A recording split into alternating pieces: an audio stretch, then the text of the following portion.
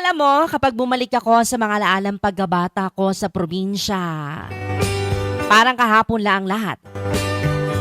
Yung simpleng buhay, yung bang mga bagay dati, Madi, na hindi mo pinapansin pero ngayon, namimiss mo na.